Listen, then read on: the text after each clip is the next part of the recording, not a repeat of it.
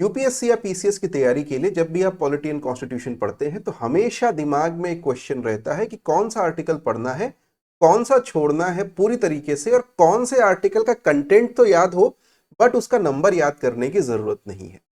आज के इस वीडियो में मैं आपको वो आर्टिकल्स बताऊंगा जो आपको याद करने हैं, और इन आर्टिकल्स के अलावा आपको कोई आर्टिकल याद करने की बिल्कुल भी जरूरत नहीं है। ये मैं डंके की चोट पे बोलता हूं। तो सबसे पहले तो आर्टिकल्स इंपॉर्टेंट क्यों है, क्योंकि डायरेक्टली प्री में इससे क्वेश्चन आ जाएगा आपको पीसीएस एग्जाम्स में। दूसरा, मेंस के एग्जाम में उसके इंट्रोडक्शन में या उसके कंटेंट में आप ये आर्टिकल्स मेंशन करके अपने आंसर को और अच्छा बना सकते हैं। ध्यान रहे कि कॉन्स्टिट्यूशन में आर्टिकल्स के अलावा कंटेंट याद करने वाले भी बहुत सारे एरिया हैं। उन एरियाज के बारे में भी आज के वीडियो में मैं आपको पूरी जानकारी दूंगा। तो आइए शुरू करते हैं इंपॉर्टेंट आर्टिकल्स, और शुरू करते हैं नंबर 1 से। आर्टिकल नंबर 1 नंबर 1 होने के कारण इसको याद करना बहुत जरूरी है। सिर्फ बहुत छोटी सी बात इसमें कही गई है कि नाम क्या है इस कंट्री का। तो उन्होंने बोला इस कंट्री का नाम है India, that is Bharat. India that is Bharat constitution में कहां लिखा हुआ है? आर्टिकल नंबर 1 में लिखा हुआ है। और उसके बाद उन्होंने बता दिया टेरिटरी वही होगी जो कहां है। अगर आप कल का वीडियो याद करेंगे तो हमारे शेड्यूल 1 में टेरिटरी बता रखी है कंट्री की, तो उसको इंडिकेट कर देता है कि शेड्यूल 1 में देख लो, वहां पे टेरिटरी आपको मिलेगी। फिर आता है आर्टिकल नंबर 3 जो इंपॉर्टेंट है। वो बोलता है नए स्टेट कैसे बना सकते हैं, एरिया स्टेट का अल्टर कैसे कर सकते हैं, बाउंड्री स्टेट की अल्टर कैसे कर सकते हैं, और नाम एग्जिस्टिंग स्टेट्स का कैसे चेंज किया जा सकता है।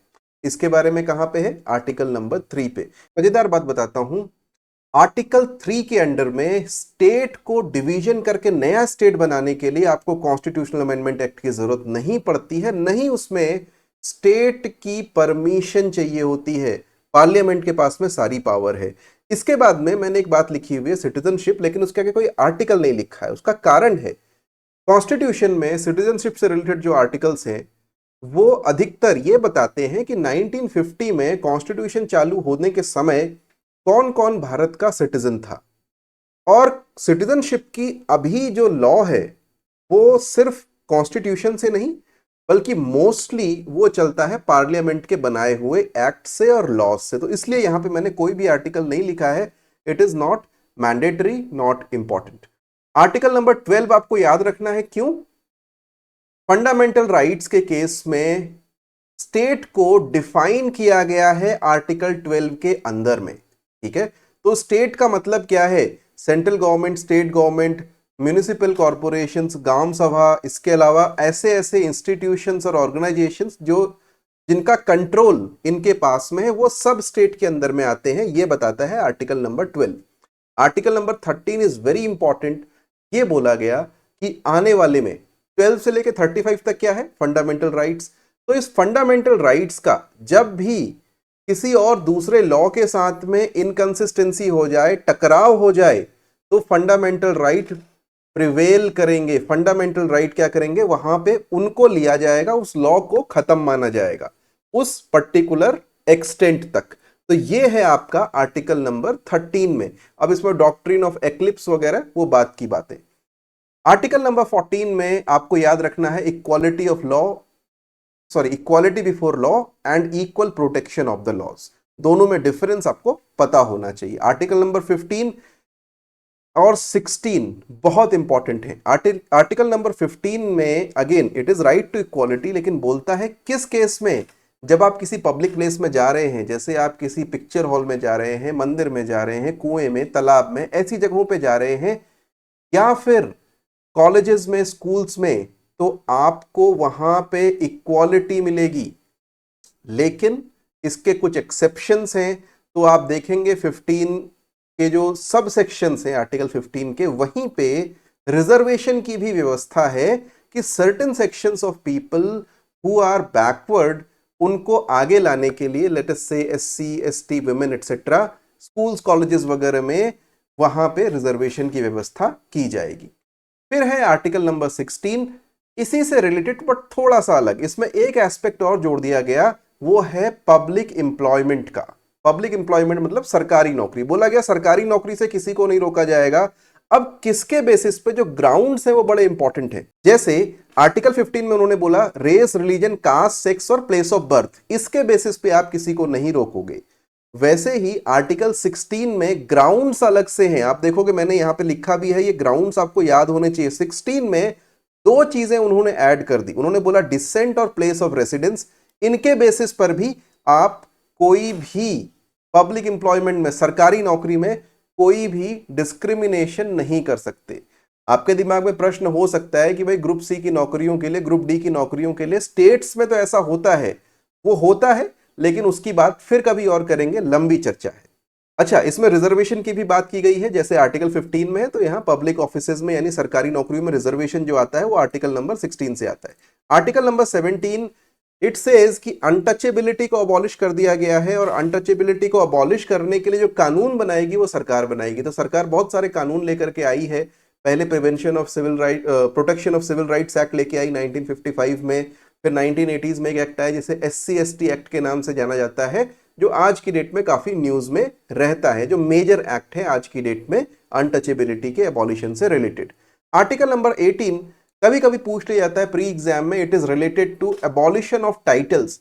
आजादी के पहले बहुत सारे टाइटल्स भारत में चलते थे जो अंग्रेज देते थे, जैसे राय बहादुर, राज बहादुर, दीवान बहादुर एटसेट्रा। ये सारे टाइटल्स अबॉलिश कर दिए गए, बोले सब लोग इक्वल हैं, आपको कोई टाइटल नहीं रखना है, एक्सेप्ट दो एक्सेप्शन है, मिलिट्री और एकेडमिक टाइटल। तो डॉक्टर लगा सकते हो नाम के आगे अगर आपने MBBS किया है या PhD किया है या कोई इससे रिलेटेड डिग्री ली है, या फिर आप अपने नाम के आगे मिलिट्री टाइटल्स लगा सकते हो। तो आप देखते होंगे कि लेफ्टिनेंट से लेके कैप्टन, सूबेदार, सब लोग अपने नाम के आगे रिटायरमेंट के बाद भी मिलिट्री टाइटल्स लगाते हैं, बस ब्रैकेट में लिख देते हैं retired, allowed according to constitution. एक चीज और ध्यान में रखना, बहुत सारे लोग ये गलती करते हैं कि जब वो किसी अवार्डेड व्यक्ति का नाम लेते हैं, जैसे पद्मश्री, पद्म भूषण, पद्म विभूषण, भारत रत्न, तो नाम के आगे भारत रत्न लगा देते हैं।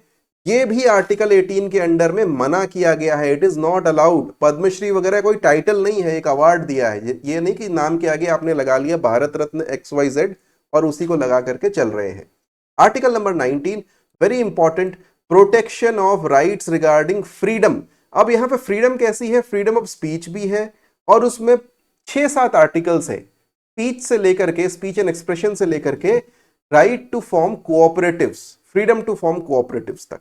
ठीक है, तो ये सारे इसमें हैं, ये आपको याद होने चाहिए कौन से। It is a very important article, article 19। Article number 20, इसमें 3 चीजें आपको पता होनी चाहिए। Number 1, post facto law, x post facto law नहीं चलेगा। मतलब आज आपने कोई कुछ काम कर दिया और कल ये लॉ बनाया गया कि वो काम गलत है। जैसे हो सकता है कि कल को एक लॉ बन जाए कि आज के बाद से कोई भी आदमी बिना लाइसेंस के अगर गाड़ी चलाएगा उसको 2 साल जेल की सजा होगी, तो कल के बाद सजा होगी। ऐसा नहीं कि आज मैं बिना लाइसेंस के चला रहा था, पकड़ा गया तो मेरे को चालान के साथ में सजा भी कर दिया, नहीं किया जा सकता। इसको बोलते हैं एक्स पोस्ट फैक्टो लॉ, नहीं बना सकते। ठीक है, criminal law x post facto नहीं हो सकते। दूसरा, सेल्फ इंक्रिमिनेशन, आपको मारपीट करके ये आपसे उगलवाया नहीं जा सकता कि आपने ही कोई अपराध किया है। You can not be compelled to stand witness against yourself. और तीसरी चीज है डबल जेपार्डी, यानी एक ही गुनाह के लिए, एक ही अपराध के लिए आपको 2 बार सजा नहीं दी जा सकती है। ठीक, तो ये 3 चीजें कहां हैं, आर्टिकल नंबर 20 में। फिर होता है आपका article number 21, protection of life and personal liberty. बोलता है except according to due process given in the law, procedure established by the law, no person will be deprived of his life and personal liberty। यानी कानून के अतिरिक्त, कानून के मुताबिक आपको आपके प्राणों से और आपकी स्वतंत्रता से वंचित किया जा सकता है। आपको फांसी भी लगाई जा सकती है, जेल में भी डाला जा सकता है, लेकिन गैर कानूनी रूप से आपको जेल में नहीं रखा जा सकता, गैर कानूनी रूप से आपको फांसी नहीं लगाई जा सकती। इसका कहने का मतलब यह है। आर्टिकल 21 को बहुत ज्यादा इंटरप्रेट किया है कोर्ट्स ने। 3 लॉ जो बहुत इंपॉर्टेंट हैं, आर्टिकल नंबर 14, आर्टिकल नंबर 19 और आर्टिकल नंबर 21, इन तीनों को इंटरप्रेट करके कोर्ट ने बोला ये गोल्डन ट्रायंगल है, ये राइट्स बहुत इंपॉर्टेंट है, और इन राइट्स के बेसिस पे इनका एक्सपेंशन करके बहुत कुछ डाल दिया गया इनके अंदर, जैसे right to get a clean environment. ठीक है, फॉर एग्जाम्पल। तो ऐसे बहुत सारे राइट्स आर्टिकल 21 के अंदर में आपको मिलेंगे। आप पॉलिटी पढ़ते हैं तो आपको पता होगा। आर्टिकल 21A याद रखना है, एलिमेंट्री एजुकेशन का राइट देता है, ठीक है। आर्टिकल नंबर 22 प्रिवेंटिव डिटेंशन की बात करता है। प्रिवेंटिव डिटेंशन लॉ भारत में अभी भी है, अधिकतर जगहों पे हटाया जा चुका है। Article number 23 talks about bonded labour, force labour, conscription, trafficking, ये सब मना करता है एक्सेप्ट कंस्क्रिप्शन। अभी बताऊंगा होता क्या है। बॉन्डेड लेबर, फोर्स लेबर का मतलब जबरदस्ती आप किसी से काम करा रहे हैं, किसी ने आपसे उधार ले लिया तो आप उसको मेहनत करवा रहे हैं अपने खेतों में। ट्रैफिकिंग का मतलब आप मानव व्यापार कर रहे हैं, इंसानों को खरीद रहे हैं और बेच रहे हैं, ठीक है। तो ये तो पूरी तरीके से अपराध है, पूरी तरीके से मना किया गया है। कहां? आर्टिकल 23 में। इसको राइट अगेंस्ट एक्सप्लॉइटेशन भी बोलते हैं, 23 एंड 24 को, ठीक है। कॉन्स्क्रिप्शन लेकिन इसका एक्सेप्शन है, यानी भारत माता को अगर आवश्यकता पड़े तो आपको जबरदस्ती फौज में भर्ती कर सकती है, भले ही आप चाहें या ना चाहें। संविधान में यह अधिकार उनको दे रखा है। आर्टिकल नंबर 24 इस चाइल्ड लेबर को मना किया गया है, ठीक है। कहां मना किया है चाइल्ड लेबर को? Again it is right against exploitation. अभी मैं आपको आगे बताऊंगा कि 6 राइट्स आज की डेट में एग्जिस्ट करते हैं, उनमें से एक राइट ये भी है। Freedom of conscience, free profession, practice, propagation of religion, ये आर्टिकल नंबर 25 में आता है। 25 से 28 तक आपको ये सब चीजें मिलेंगी। आर्टिकल नंबर 30 में right of minorities to establish and administer educational institutions. ध्यान देना, मेजॉरिटी को ये राइट नहीं है, माइनॉरिटी को ये राइट है कि अपने एजुकेशनल इंस्टीट्यूशंस चलाए और उनको अपने हिसाब से मैनेज करे। उसके एडमिशंस में माइनॉरिटी ज्यादा हो सकते हैं, उसकी जो रिक्रूटमेंट है माइनॉरिटी ज्यादा हो सकते हैं। जैसे अलीगढ़ मुस्लिम यूनिवर्सिटी है, या यूपी में एक इंटीग्रल यूनिवर्सिटी है लखनऊ में, ऐसी बहुत सारी लोकल यूनिवर्सिटी है आपकी सहारनपुर की तरफ, ये माइनॉरिटी यूनिवर्सिटीज है, मुस्लिम कंट्रोल्ड यूनिवर्सिटीज है, उन्होंने एस्टैब्लिश करी है, वो चलाते हैं। और मेजॉरिटी उनकी जो फैकल्टी होगी, मेजॉरिटी उनके जो स्टूडेंट्स होंगे वो मुस्लिम्स होते हैं। तो ये अकॉर्डिंग टू कॉन्स्टिट्यूशन है। आर्टिकल नंबर 31 कभी था, अब रिपील कर दिया गया है, लेकिन था क्या ये याद जरूर रखना, ये था राइट टू प्रॉपर्टी। कब रिपील किया गया था? अमेंडमेंट्स वाले में जब मैं वीडियो बनाऊंगा तब आपको बताऊंगा, तो वो आपको मिलेगा अगला वीडियो। अब originally there were 7 rights in India, 7 right थे including right to property. Right to property हटा दिया तो 6 राइट ही बचे। तो कौन से हैं वो 6 राइट, ये पता होना चाहिए। नंबर 1 हमने देखा right to freedom, sorry right to equality. फिर हमने देखा राइट टू फ्रीडम जो 19 वगैरह में था, 19, 20, 21 वगैरह में। फिर हमने देखा राइट अगेंस्ट एक्सप्लॉइटेशन 23, 24 में अभी हमने देखा था। फिर हमने देखा right of religion, right to practice whatever religion you want to practice. फिर हमने देखा right against right of minorities to establish and run religious and educational institutions. और जो छठा राइट है वो अभी हम देखेंगे, वो है आर्टिकल नंबर 32। लेकिन इससे पहले आर्टिकल 31C, ये एक अमेंडमेंट से आया है और इसमें यह बताया गया है कि कुछ ऐसे लॉ हो सकते हैं जो पार्लियामेंट बनाए विच मे गो अगेंस्ट फंडामेंटल राइट। और ऐसे लॉ, ऐसा नहीं है कि इलीगल कहे जाएंगे, इन लॉज को भी हम लीगल मानेंगे अकॉर्डिंग टू आर्टिकल 31C। तो फंडामेंटल राइट और डीपीएसपी के बीच में बहुत बड़ा संघर्ष चला है, उस संघर्ष की कहानी कभी हम अलग से उसकी बात करेंगे। Article 32 remedies for enforcement of fundamental rights including writs, इसको बोलते हैं right to constitutional remedies. B.R. Ambedkar ने, जिन्होंने संविधान के बनाने में बहुत इंपॉर्टेंट रोल प्ले किया, अकेले नहीं लिखा था, बहुत सारे लोगों ने मिलकर लिखा था, बट अंबेडकर की इंपॉर्टेंस ये थी कि उन्होंने जो डिबेट थे कॉन्स्टिट्यूएंट असेंबली के डिबेट्स, उसमें सारथी की भूमिका निभाई। मतलब ये जो आर्टिकल्स थे इनको डिस्कशन करके कि किस तरह की लैंग्वेज इसमें जानी चाहिए, इसको क्यों मानना चाहिए, क्यों नहीं मानना चाहिए, वैसी बहुत सारी स्पीचेस उनकी यहाँ पे हैं। तो उन्होंने बोला आर्टिकल 32 सारे फंडामेंटल राइट्स को आपके बचाएगा। क्यों बचाएगा? क्योंकि यहां पे आपको रिट्स की पावर दे रखी है कि आपकी कॉन्स्टिट्यूशनल रेमेडीज है। अगर मान लीजिए आपके राइट का अपहरण होता है, आपके राइट खत्म किए जाते हैं, तो आप कहां जा सकते हैं? सुप्रीम कोर्ट या हाई कोर्ट जाकर के रिट फाइल कर सकते हैं। वो हम देखेंगे अभी आगे। Article number 38 state to secure a social order. अब हम आ गए डीपीएसपी वाले पोर्शन में। 36 से क्या जाता है? 36 से 51 तक है directive principles of state policy, कुछ बड़े इंपॉर्टेंट है। तो वेलफेयर स्टेट बनाने के लिए बोला गया है आर्टिकल 38 में। वेलफेयर स्टेट मेंस में काम आएगा, प्री में नहीं पूछा जाएगा। आर्टिकल नंबर 39 प्री के लिए इंपॉर्टेंट है, right to livelihood, equal distribution of wealth, gender parity in work. ये कहां बोला गया है? आर्टिकल 39। 39A में equal justice and free legal aid to the poor कहां है? 39A में pre as well as mains के लिए इंपॉर्टेंट है। विलेज पंचायत के लिए कहा गया आर्टिकल 40 में कि सरकार बनाएगी और इंश्योर करेगी कि विलेज पंचायत चले। Article number 41 right to work, education and public assistance, right to work यहां पे दिया गया है कि आपको लाइवलीहुड मिलना चाहिए। आर्टिकल 41 में 43A में participation of workers in management of industries दिया गया है, यानी जो वर्कर्स हैं ऐसा नहीं है कि मालिक ने कह दिया वही करेंगे, उनका पार्टिसिपेशन भी इंडस्ट्री में होना बहुत जरूरी है, उसके मैनेजमेंट। आर्टिकल 44 पे बहुत बहस चल रही है आज की डेट में, इसलिए इंपॉर्टेंट हो जाता है प्री के लिए, हमेशा याद रखना। Article 44 is uniform civil code. Article 45 बच्चों के लिए एजुकेशन से रिलेटेड है। देखो एजुकेशन एक ऐसी चीज है, 21A में हमने देखा कि वो फंडामेंटल राइट्स में है, 45 में हम देख रहे हैं कि वो DPSP में है। आगे आप देखोगे या नहीं भी देखोगे तो अपने आप देखना एग्जाम घर पे जब आप अपनी बुक देखते हो कि वो फंडामेंटल ड्यूटीज में भी है पेरेंट्स की, ठीक है। तो एक ही चीज जो तीनों जगहों पे। आर्टिकल नंबर 46 SC ST और वीकर सेक्शंस के एजुकेशनल और इकोनॉमिक इंटरेस्ट को स्टेट बढ़ाएगा, ये उसमें लिखा गया है। 47 में शराबबंदी के लिए इंटॉक्सिकेटिंग ड्रिंक्स एंड ड्रग्स को स्टेट बंद करेगा। तो कई स्टेट्स में भारत के शराबबंदी है अकॉर्डिंग टू दिस आर्टिकल, जैसे गुजरात में और बिहार में, और भी स्टेट्स हो सकते हैं, पर ये ध्यान में आपको रखना है कि ये ऐसा नहीं कि अनकॉन्स्टिट्यूशनल है, इलीगल है।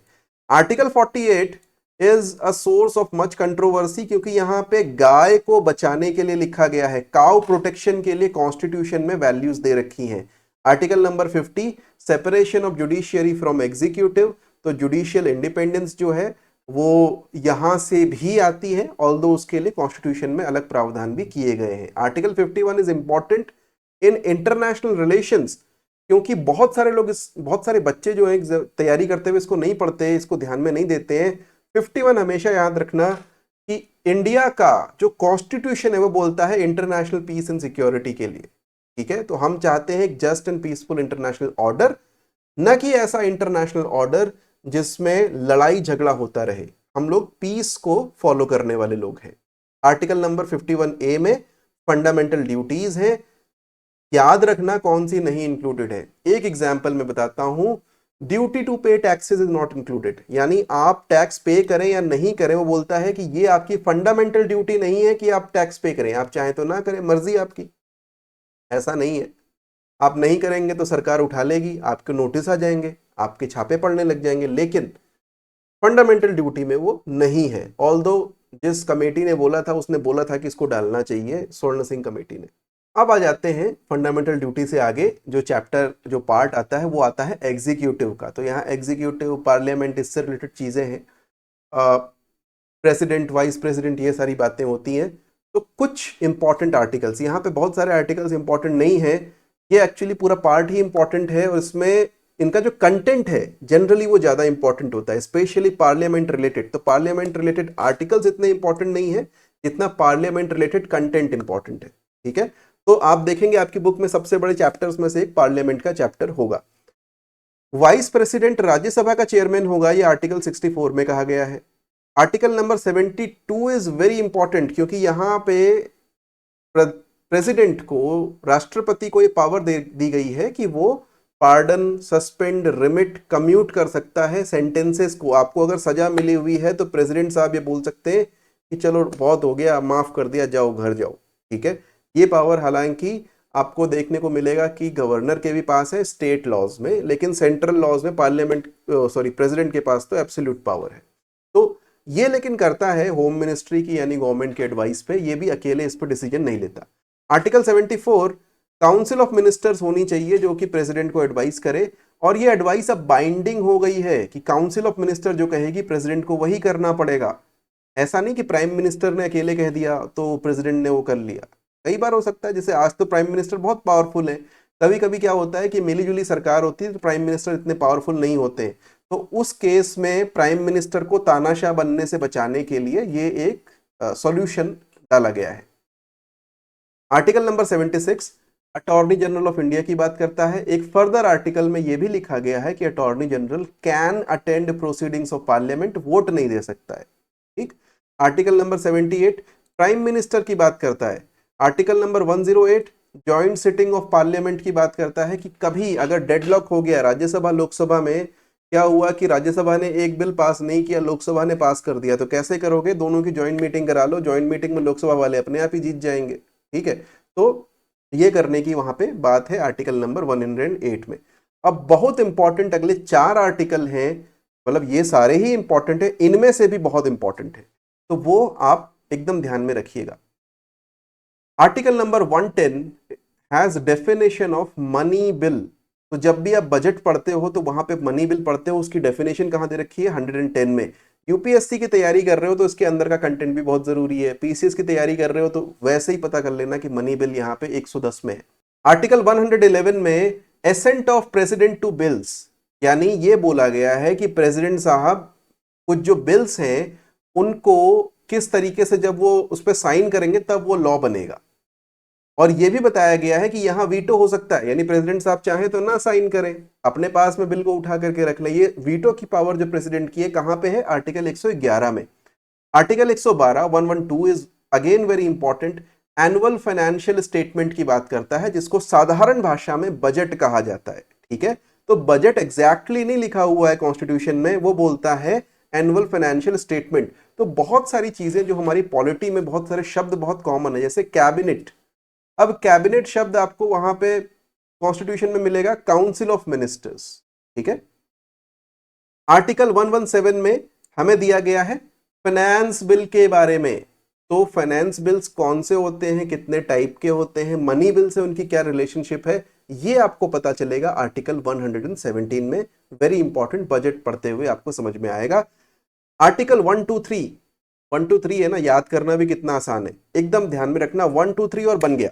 ठीक है, तो 123 में प्रेसिडेंट के पास ये पावर है कि वो ऑर्डिनेंस निकाल सकता है। अब ऑर्डिनेंस या अध्यादेश क्या होता है?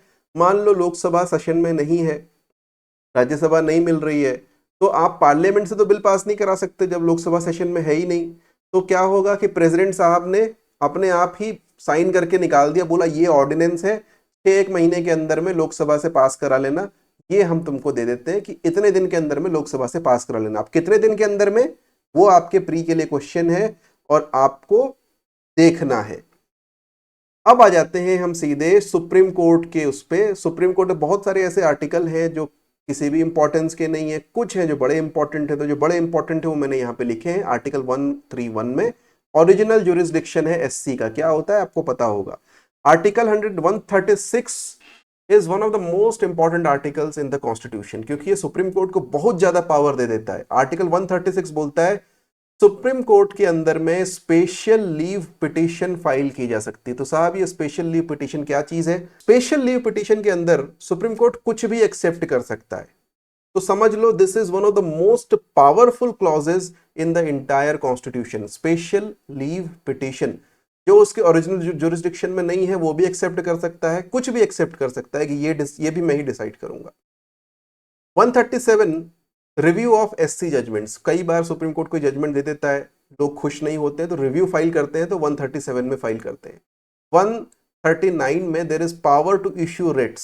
सुप्रीम कोर्ट को पावर दी गई है कि भैया आप रिट जारी कर सकते हो। तो कैसी रिट जारी होती है, कौन कौन सी रिट्स जारी होती हैं? आपको याद होगा वो मैंडेमस, सर्शियोरारी वगैरह जो है ना, 5 रिट्स सबको पता ही होता है। हैबियस कॉर्पस से शुरू होती है, सर्शियोरारी पे खत्म होती है, तो वो अपने दिमाग में आप रखिएगा।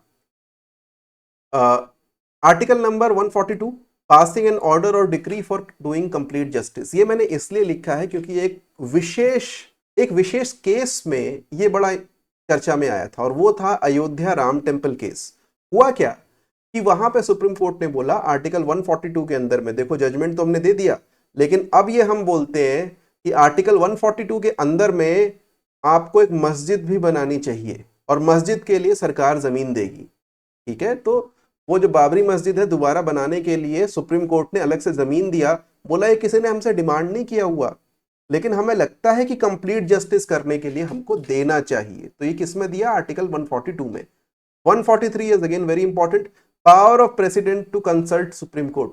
प्रेसिडेंट बोल सकता है सुप्रीम कोर्ट को कि जरा बताना इसका मतलब क्या है कॉन्स्टिट्यूशन में, ठीक है। इसे बोलते हैं प्रेसिडेंशियल रेफरेंस। खास बात यह है कि सुप्रीम कोर्ट मना कर सकता है, बोल सकता है मैं नहीं बता रहा, आपने पूछा है ठीक है, मेरे को नहीं बताना, ठीक है। तो ये सुप्रीम कोर्ट की अपनी पावर है।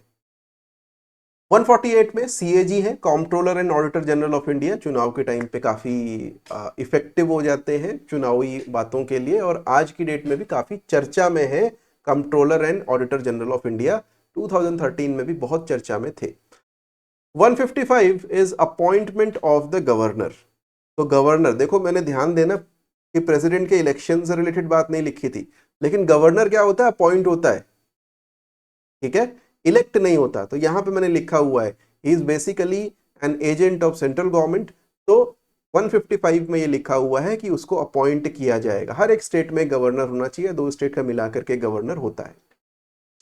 161 में वही पावर है गवर्नर को जो 72 में प्रेसिडेंट को है, that is to grant pardons etcetera, to suspend, remit, commute sentences in certain cases. किन केसेस में, जो स्टेट लॉ के अंदर में है। अब स्टेट लॉ में कोई मतलब किसी ने कैसा कांड कोई कर दिया तो गवर्नर उसको माफी दे सकता है। Article number 163, council of ministers to aid and advise the governor. वही चीज जो आपको देखने के लिए मिली थी in case of executive, central executive, यहां पर स्टेट एग्जीक्यूटिव भी वैसा ही होगा। गवर्नर एड और एडवाइस के साथ काम करेगा। गवर्नर नाम का है, उसके पास पावर बहुत कम होती है, ठीक है, काफी होती है लेकिन फिर भी कम होती है कंपैरिजन टू चीफ मिनिस्टर। 165 में advocate general of the state है। Abolition and creation of legislative council in the states is 169। 169 जो आर्टिकल है ये बहुत ही यूनिक आर्टिकल है। इसके बारे में आपको एक चीज पता होनी चाहिए, this is the only article जिसमें कॉन्स्टिट्यूशन पावर देता है स्टेट गवर्नमेंट को to initiate an a very let us से initiate a change in the governance structure of the state, और कहीं ये नहीं है। तो 169 के अंदर में क्या होता है, अगर आपको लेजिस्लेटिव काउंसिल अपने स्टेट में बनानी है, विधान परिषद बनानी है, तो स्टेट को बताना होगा कि मुझे विधान परिषद बनानी है और सेंटर बना के देगा। वैसे ही अगर एबॉलिश करनी है, पहले से एग्जिस्ट करती है, तो स्टेट बोलेगा और सेंटर एबॉलिश कर देगा अमेंडमेंट ला करके, ठीक है। तो ये 169 वाला जो आर्टिकल है इसलिए यूनिक है। ध्यान रखना लेजिस्लेटिव काउंसिल सभी जगहों पे नहीं है, और याद रखना उन स्टेट्स के नाम जहां जहां लेजिस्लेटिव काउंसिल्स है, इसलिए भी क्योंकि पिछले 4-5 सालों में उनमें से एक स्टेट गायब हो चुका है, ठीक है। अब बात करते हैं आर्टिकल नंबर 200 की, assent to bills by governor. वही काम जो ऊपर प्रेसिडेंट साहब कर रहे थे वो यहाँ पे करते हैं। तो गवर्नर या तो एसेंट करेंगे या नहीं करेंगे, कई बार वो बिल उठा के प्रेसिडेंट को भेज देंगे कि प्रेसिडेंट साहब बताएंगे इस बिल का क्या करना है, और प्रेसिडेंट को स्टेट के बिल्स पे क्या होता है, एब्सोल्यूट वीटो पता होगा। Article 202, annual financial statement, state का बजट कहां आ रहा है, ये आर्टिकल 202 में आ रहा है, और वहां पर सेंटर का आपने देखा था कहां पे आ रहा है।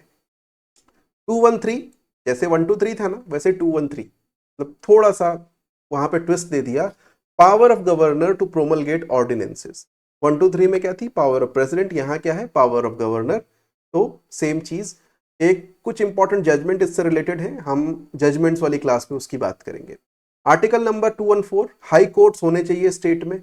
आर्टिकल नंबर 226 बहुत इंपॉर्टेंट है, रिट पिटीशन इश्यू करने के लिए हाई कोर्ट को पावर है, ठीक है।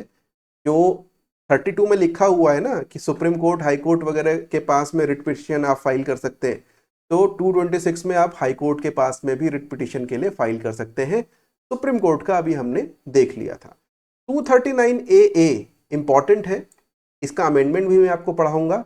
Special provisions with respect to Delhi, और अभी चर्चा में है इसलिए इसको जरूर पढ़ना है, क्योंकि दिल्ली की गवर्नेंस कैसे होगी, this has been a source of controversy, source of conflict for past few years. तो आम आदमी पार्टी की सरकार और केंद्र में भाजपा सरकार, ये दोनों आपस में थोड़ा गुत्थम गुत्थी होते हैं कि एलजी बड़ा या सुप्रीम सीएम बड़ा। अभी हाल में ही आपने सुना होगा कि इसमें एक डेवलपमेंट हुआ है, तो वो सब रिलेटेड है आर्टिकल 239 AA से।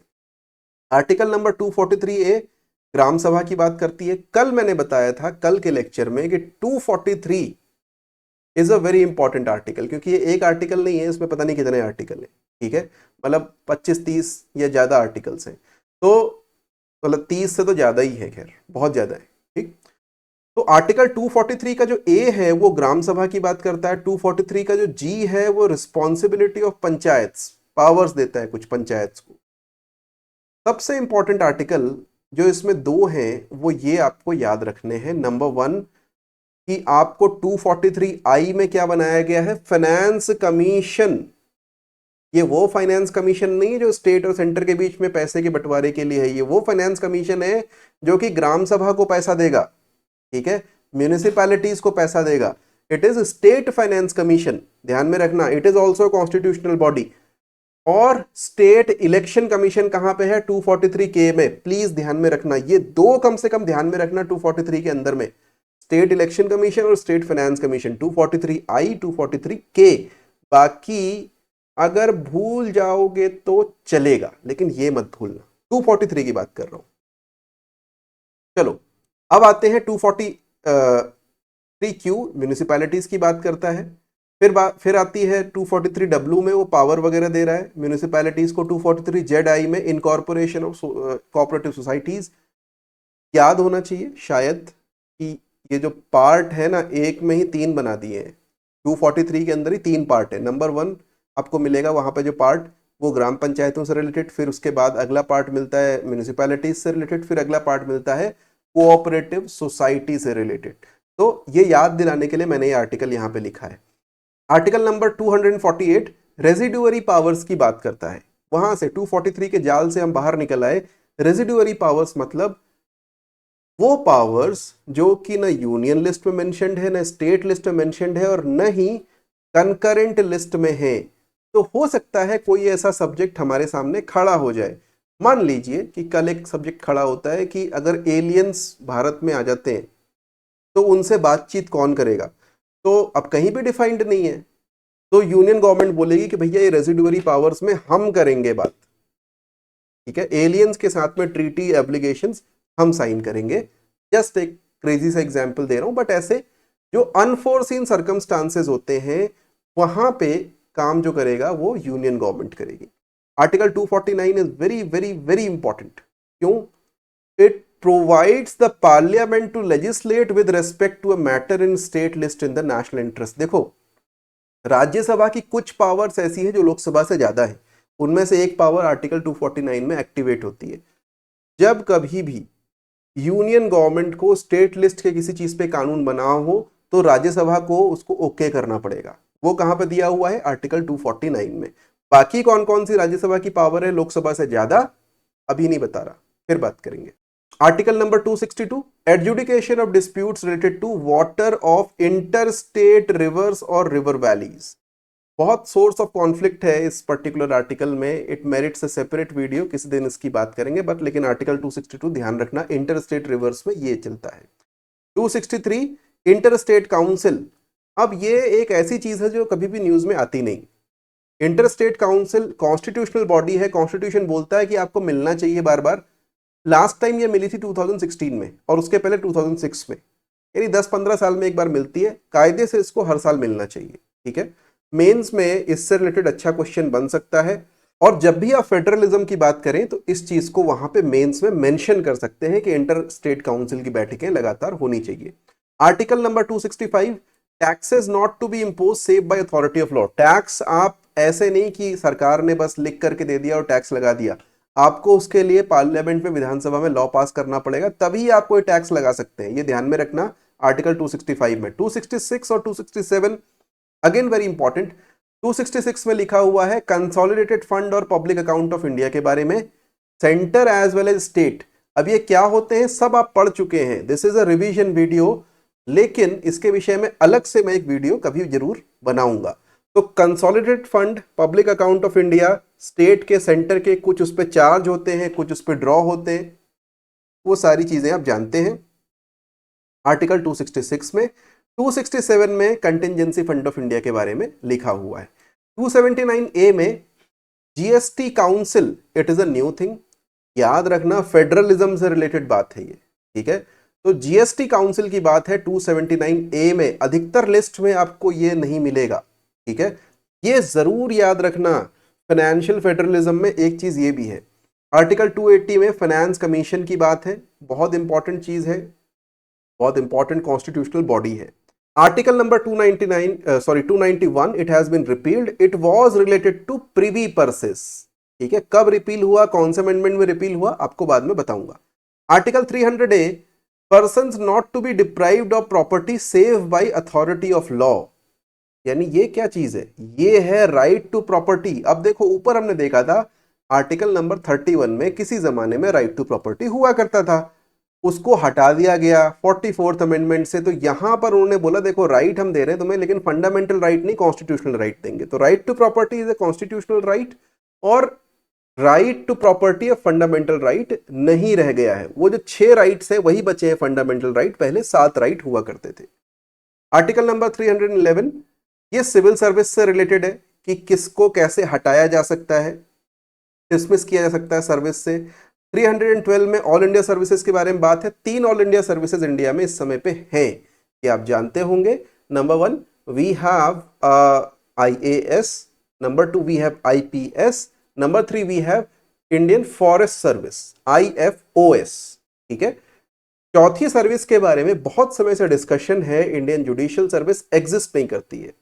कॉन्स्टिट्यूशन बोलता है बना सकते हो, लेकिन अभी है नहीं। ठीक, आर्टिकल 315 से 23 तक पब्लिक सर्विस कमीशन स्टेट में और यूनियन में और उनकी पावर्स के बारे में सारी चर्चा है। 323A में एडमिनिस्ट्रेटिव ट्रिब्यूनल्स है। 323B में अदर ट्रिब्यूनल्स, एडमिनिस्ट्रेटिव के अलावा बाकी सारे ट्रिब्यूनल्स यहाँ पे हैं, बाकी सारे सिर्फ एक छोड़ के रिवर वाटर ट्रिब्यूनल जो हमने ऊपर देखा था 262 में है। ठीक है, 324 में इलेक्शन कमीशन की बात की गई है। इलेक्शन कमीशन को लेकर के पूरा एक कि उसकी किस तरीके से वो इंडिपेंडेंट रहेगा, वो सारी चीजें 324 और उसके बाद के आर्टिकल्स में। 330 में SC और ST के लिए हाउस ऑफ द पीपल, यानी लोकसभा में कितनी सीट्स रिजर्व्ड होंगी वो है। विधानसभा में ये आता है 332 में। तो लोकसभा में 330, विधानसभा में 332 SC ST के लिए सीट रिजर्व करने की बात करता है। आर्टिकल नंबर 331 रिपील हो चुका है, हाल में रिपील हुआ है। हुआ क्या था, एंग्लो इंडियंस को रिजर्वेशन देता था लोकसभा में और विधानसभा में, अब एग्जिस्ट नहीं करता। आगे बढ़े तो आर्टिकल नंबर 338 का जो नंबर है वो बड़ा इंपॉर्टेंट है, 338, 338A, 338B। 338 में national commission of schedule caste है, 338A में national commission of schedule tribe है, 338B में national commission of backward caste है। इनके अमेंडमेंट्स कौन से हैं मैं आपको अमेंडमेंट वाली क्लास में बताऊंगा। आर्टिकल नंबर 340 एक अलग ही चीज है, वो बोलता है कि जो बैकवर्ड क्लासेस हैं उनकी सिचुएशन जानने के लिए आप क्या करोगे, कमीशन बनाओगे जो बार बार देखता रहेगा कि क्या हो रहा है। तो ऐसे 2 बैकवर्ड क्लास कमीशन भारत में बने हैं। एक पहले वाले को बोलते थे काका कालेलकर कमीशन, 1950s का था। दूसरे को बोलते हैं मंडल कमीशन, 1980 का है, जो 1990 के बाद में लागू हुआ और बहुत ही पॉपुलर है, बहुत ही कंट्रोवर्शियल भी रहा पॉलिटिक्स में। 352 relates to proclamation of emergency. Emergency वाला पूरा पार्ट आ गया यहाँ पे, और इसमें 3 तरह की इमरजेंसी जो है वो हम जानते हैं। 352 is national emergency, 356 is state emergency जिसको प्रेसिडेंट रूल भी बोलते हैं। When there is a failure of constitutional machinery in state, यानी सरकार नहीं बन पा रही है कॉन्स्टिट्यूशन के हिसाब से, तो प्रेसिडेंट रूल लग जाएगा। 360 में फाइनेंशियल इमरजेंसी की बात है जो भारत में कभी भी नहीं लगी है। ठीक है, कभी भी नहीं लगी, मतलब नेशनल इमरजेंसी लग चुकी, स्टेट इमरजेंसी लग चुकी है, फाइनेंशियल इमरजेंसी कभी भी नहीं लगी है। आर्टिकल नंबर 365 में effect of failure to comply with और give effect to directions given by the union. Union government state government को बोल सकती है कि तुम पर्टिकुलर ये काम करो, अगर मना कर दे तो बोलेगी कि अब आर्टिकल 365 के चलते 356 लगाया जाएगा और आपको यहां से डिसमिस कर दिया जाएगा। लास्ट के 2 आर्टिकल्स जो हमको पढ़ने हैं उन पे आते हैं। Article number 368 power of parliament to amend the constitution and procedure. किस तरीके से अमेंडमेंट होता है एक अलग ही डिस्कशन है, लेकिन 368 आर्टिकल जरूर याद रखना, इसी के हिसाब से होता है। आर्टिकल नंबर 371, 370 पहले था, जा चुका। Special provision with respect to many states, याद रखना कौन कौन से स्टेट हैं, प्रोविजन याद रखने की जरूरत नहीं है, स्टेट का नाम याद रखना कौन कौन से स्टेट्स हैं। और ये हो गए आपके 99 आर्टिकल्स जो आपको याद रखने हैं। इसके अलावा कोई भी आर्टिकल एग्जाम की दृष्टि से आपके लिए इंपॉर्टेंट नहीं है। मैं PCS एग्जाम्स के लिए भी बोल रहा हूं, UPSC के लिए भी बोल रहा हूं, प्री के लिए भी बोल रहा हूं, मेंस के लिए भी बोल रहा हूं। नहीं याद होगा कोई आर्टिकल, कोई बात नहीं, लेकिन इतने आर्टिकल मैंडेटरी हैं अगर आप एग्जाम निकालना चाहते हैं तो ये आपको याद रहे। तो कैसा लगा आपको ये वीडियो जरूर बताइएगा। आने वाली क्लासेस में मैं आपको बताऊंगा important amendments to the constitution और important judgments related to constitutional issues. Thank you very much. अगर आपने अभी तक सब्सक्राइब नहीं किया है तो प्लीज सब्सक्राइब कर लीजिए।